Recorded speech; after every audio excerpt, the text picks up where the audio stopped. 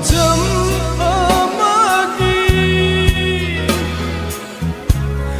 aigi thawai oi rambi một lắm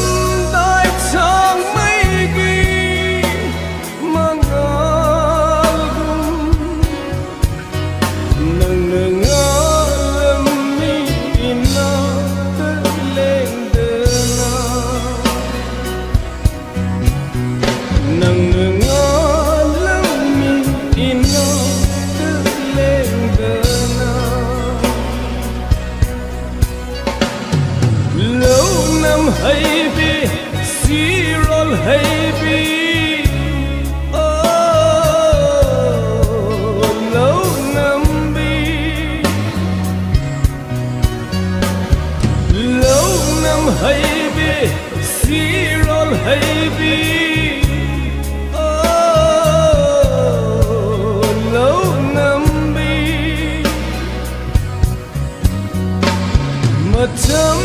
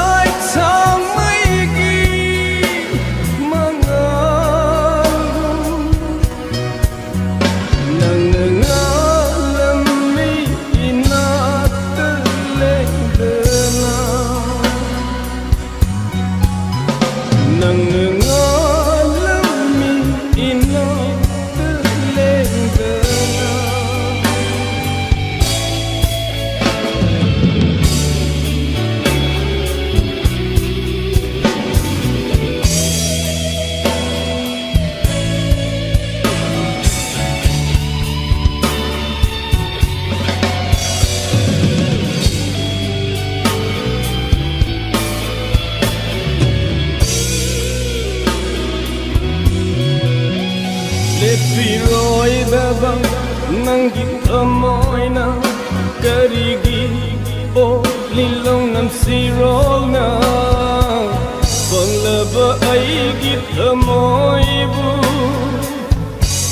soy na'y rabani ay gipunsi ngaw rabani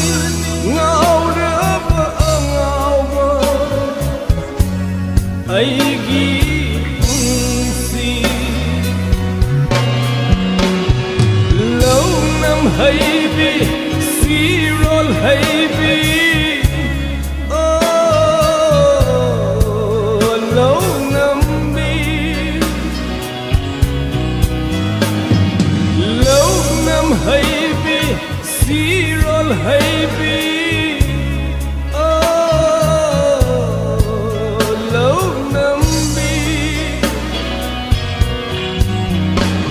matam amagi aigi thawai oi rambi một lắm đại thang mây ghi mangal nang nga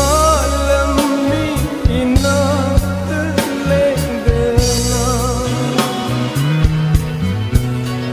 nang nga lam mi ina leng de na